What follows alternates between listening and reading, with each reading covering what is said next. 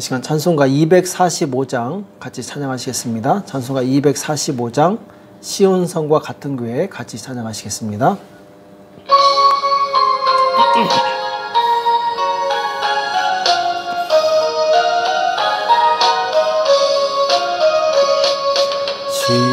시온성과 같은 교회 그의 영광 한없다.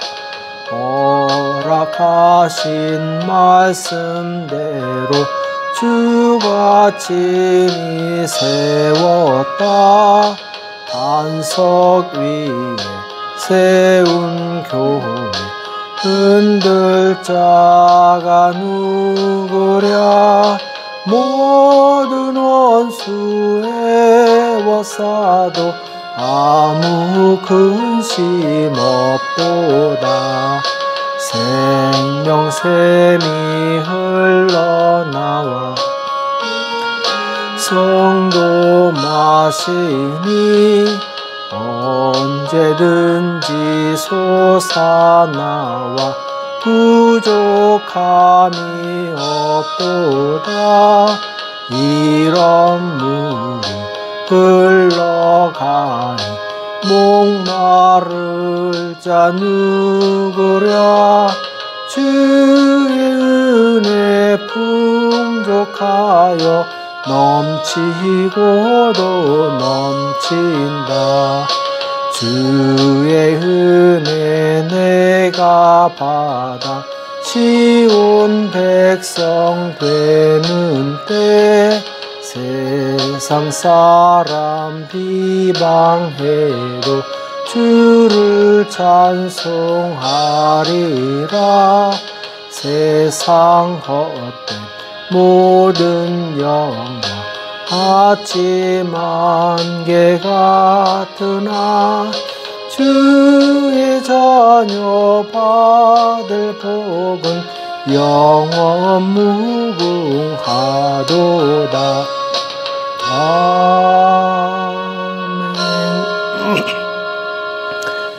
이 시간 다 같이 기도하시겠습니다. 살아계신 하나님 아버지, 이 새벽에 저희들을 불러주시고 하나님 앞에 나올 수 있도록 은혜 주심을 감사합니다. 하나님, 우리를 이 땅에서 교회로 불러주시고 하나님의 영광을 나타내는 하나님의 자녀 삼아주심을 감사합니다. 이 땅에 사는 동안 우리가 그리스도를 닮게 도와주시옵시고 주의 뜻을 이루는 복된 삶을 살 수 있도록 도와주시옵소서. 세상의 헛된 영광에 빠져 우리의 시간을 낭비하지 않게 도와주시옵시고 오직 하나님의 영광을 나타내고 드러내는 복된 삶을 살 수 있도록 역사하여 주시옵소서. 오늘도 우리에게 주시는 말씀을 듣기 원합니다. 주님 말씀하여 주시옵시고 깨닫는 은혜가 있도록 도와주시옵소서. 이 시간 주께서 함께해 주실 것을 믿고 감사하며 예수님의 이름으로 간절히 기도합나이다. 아멘. 이 시간 시편 87편 1절에서 3절까지 말씀 보겠습니다. 시편 87편 1절에서 3절 같이 한 목소리로 합독하도록 하겠습니다. 같이 읽겠습니다. 시작. 그 기지가 성산에 있으며 여호와께서 야곱의 모든 거처보다 시온의 문들을 사랑하시는도다. 하나님의 성이여 너를 가리켜 영광스럽다 말하는도다. 아멘. 교회의 영광과 성도의 축복, 교회의 영광과 성도의 축복이라는 제목으로 같이 말씀을 나누겠습니다. 오늘 시편 87편은 고라 자손의 시로서 히스기야 왕이 이제 아수르 군대를 격퇴했을 때 지은 시로 이제 추정이 되고 있습니다. 그래서 총 7절까지 있는데 1절에서 3절까지는 이제 시온의 영광에 대해서 말씀하고 있고 4절에서 7절은 이제 만민의 영적인 탄생, 곧 우주적인 교회에 대해서 말씀하고 있습니다. 곧 쉽게 말해서 이제 전자 1에서 3절까지는 이제 유대인 교회를 말씀하고 있고 뒤에 4절에서 7절은 이제 우주적인 교회, 이방인들도 함께 참여하는 우주적인 교회에 대해서 말씀하고 있죠. 자, 먼저 1절에 보면은 그 기지가 성산에 있으며 이렇게 말씀하고 있습니다. 그 기지는 이제 기초를 의미합니다. 그러니까 이스라엘 민족을 지탱하는 기초가 성산에 있다, 거룩한 산에 있다 이렇게 말씀하고 있는데 성산은 곧 예루살렘에 있는 이 시온산을 의미합니다. 시온산은 이제 거룩한 산이라고 말씀하고 있는 이유는 하나님의 성전이 바로 예루살렘에 있기 때문에 그렇죠. 2절에 보면은 여호와께서 야곱의 모든 거처보다 시온의 문들을 사랑하시는도다. 야곱의 모든 거처보다. 자, 야곱 곧 이스라엘은 12지파로 되어 있죠. 12지파가 각각 줄로 재어진 자기 구역에서 살고 있는데 그 이스라엘 지파를 사랑하시지만 특별히 하나님께서는 시온의 문들을 사랑하신다 이렇게 말씀하고 있습니다. 자, 시온 아까도 말씀드렸던 것처럼 시온산은 이제 유다의 수도 예루살렘에 있죠. 예루살렘에는 이 하나님의 성전이 있고 그리고 성전 안에는 하나님의 말씀을 담은 언약궤가 지성소 안에 있습니다. 그래서 이 언약궤는 이스라엘 민족의 신앙의 기초 혹은 이 근간 혹은 삶의 중심을 이루고 있습니다. 왜냐하면 하나님의 백성은 반드시 그 말씀에 순종함으로 그 말씀 중심의 삶을 살아야 되기 때문에 그렇습니다. 그래서 오늘 특별히 하나님의 말씀이 있는 이 시온에 들어가는 분들을 하나님께서 더 사랑하신다고 했는데 그것은 바로 그 시온의 문에 들어가서 하나님의 말씀을 듣고 배운 사람들은 하나님의 이 뜻대로 행하는 참 백성이 되기 때문에 그렇습니다. 3절을 보면은 하나님의 성이여 너를 가르쳐 영광스럽다 말하는도다. 너를 가르쳐 영광스럽다 말하는도다. 자, 하나님의 성 이것은 곧 시온성을 의미하는데 곧 예루살렘 성전을 의미하죠. 그러니까 예루살렘 성전은 바로 하나님의 임재하심과 그리고 하나님의 통치하심이 있는 곳입니다. 오늘날로 말하면은 예수님을 믿어 구원받은 참 교회를 상징하게 되죠. 그리고 이것은 궁극적으로 장차 앞으로 우리 앞에 도래할 영원한 하나님의 나라를 상징하기도 합니다. 그래서 우리가 교회의 성도가 된다는 것은 무엇을 의미하느냐? 곧 교회의 머리 대신 예수 그리스도의 통치를 받아들여서 그분의 말씀대로 순종하는 사람이 된다는 것을 의미합니다. 그래서 우리가 교회 성도가 된다. 이 말씀은 예수님을 나의 구주로 영접하고 그리고 그분의 뜻대로 순종하는 사람이 되겠다. 이것을 결단하는 사람이죠. 그래서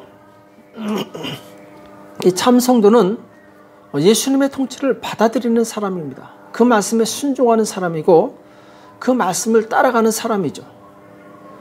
곧 남을 통치하는 사람이 아니라는 것입니다. 성도는 자기 위치를 알고 결코 넘지 말아야 될 선을 넘어서는 안 됩니다. 자, 그럼 교회에서 누가 이 선을 넘느냐? 로마서 14장 10절에 보면은 내가 어찌하여 내 형제를 판단하느뇨? 어찌하여 내 형제를 업신여기느뇨? 우리가 다 하나님의 심판대 앞에 서리라. 자, 사도 바울이 로마에 있는 교회 성도들에게 너희는 형제를 판단하지 말라. 그리고 형제를 업신여기지 말라. 이렇게 경고하고 있습니다. 왜냐하면 우리는 하나님의 통치를 받아들이는 사람이지 하나님의 통치를 행하는 사람이 아니기 때문에 그렇습니다. 곧 내가 내 마음대로 행동하고 내 뜻대로 움직이는 그런 사람이 아니라는 것이죠. 교회 안에서는 상하 관계가 아니라 오직 수평 관계만 존재하게 됩니다. 상하 관계는 오직 예수 그리스도와 우리와의 관계죠. 그래서 예수님께서 명령을 내리시는 분이시고 모든 성도들은 예수님의 명령에 따라서 각각 자기의 위치에서 자기의 일을 하는 사람들입니다. 그 모든 사람들은 예수님과 수직적인 관계에 있지만 성도들 사이에서는 모두가 수평적인 관계로 존재한다는 것이죠.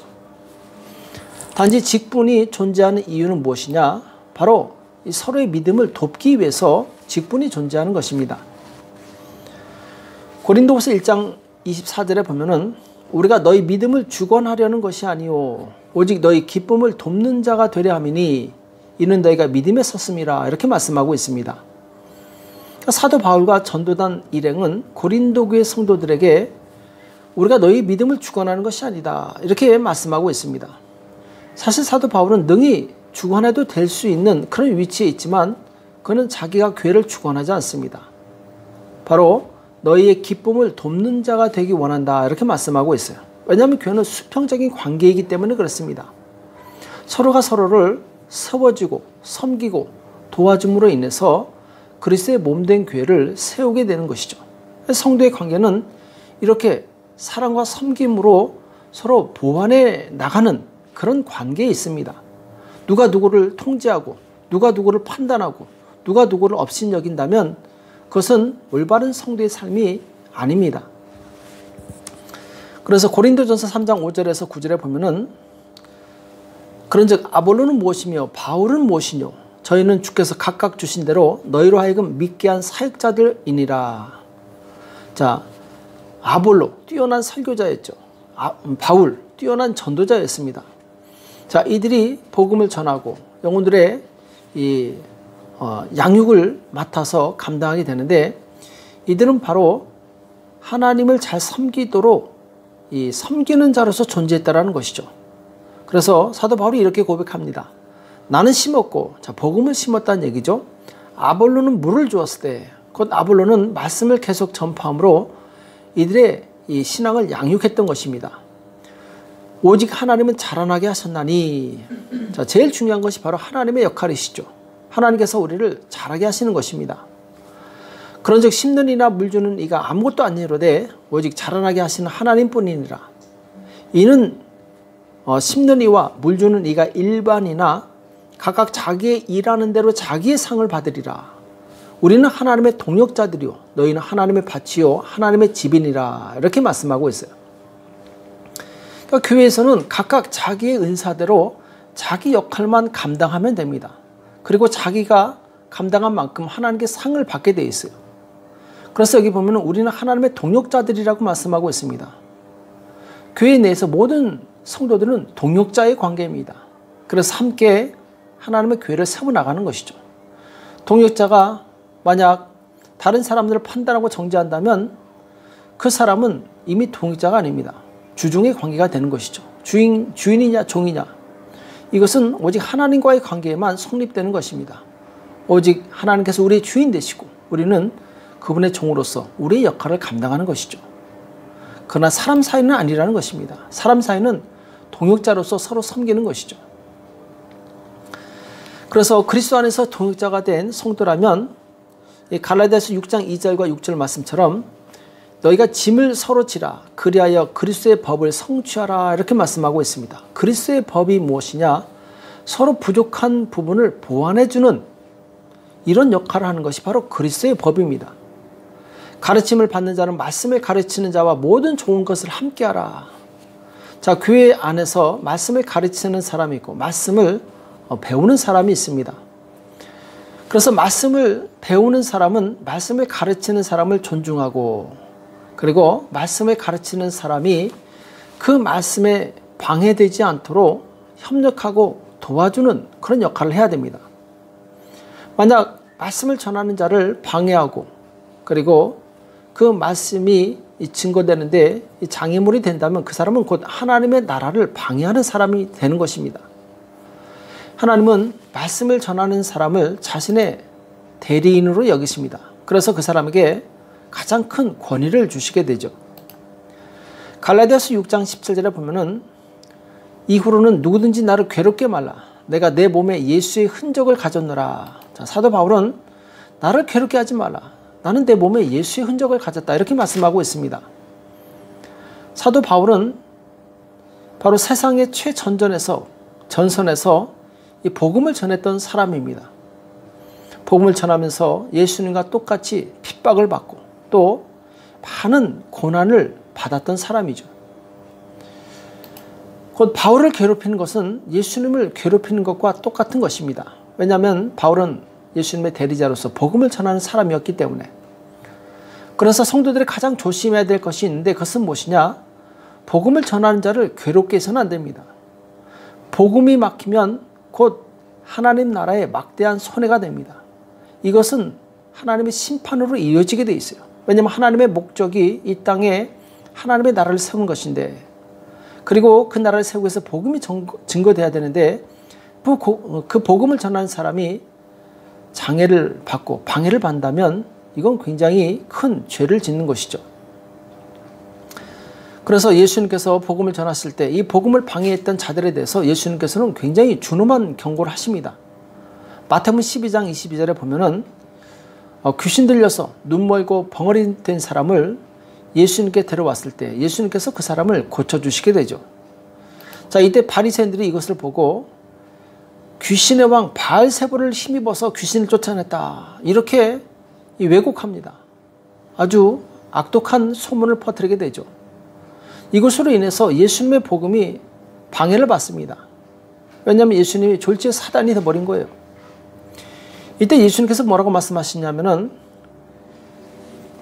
사람의 모든 죄와 회방은 사하심을 얻되 성령을 회방하는 것은 사하심을 얻지 못하겠고, 누구든지 말로 인자를 거역하면 사하심을 얻되 누구든지 말로 성령을 거역하면 이 세상과 오는 세상에서도 사하심을 얻지 못하리라, 이렇게 말씀하고 있습니다.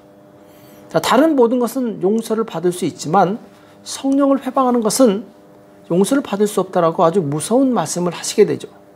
자, 성령을 회방한다, 이것이 무엇입니까? 예수 그리스도의 복음이 증거되는 그곳에 장애물이 된다라는 거예요. 성령께서 역사하시는 그곳에서 그것을 막는 자가 된다라는 것입니다. 이것은 굉장히 위험한 행동입니다. 그래서 사도 바울은 복음을 전할 때 이 복음을 회방한 이 후메네오와 알렉산더를 사단에게 내어주기까지 합니다. 왜냐하면 복음이 방해되는 것, 이것이 가장 큰 죄악이기 때문에 그렇죠. 이건 사단의 행동이기 때문에 그렇습니다. 우리 성도가 항상 초점을 맞춰야 될 것이 있습니다. 그것은 무엇이냐? 그리스도의 십자가와 부활의 영광입니다. 항상 이 두 가지에 초점을 맞추면 우리는 죄를 범할 일이 별로 없습니다. 갈라디아서 6장 14절에 보면은 그러나 내게는 우리 주 예수 그리스도의 십자가 외에 결코 자랑할 것이 없으니 그리스도로 말미암아 세상이 나를 대하여 십자가에 못 박히고 내가 또한 세상을 대하여 그러하니라, 이렇게 말씀하고 있습니다.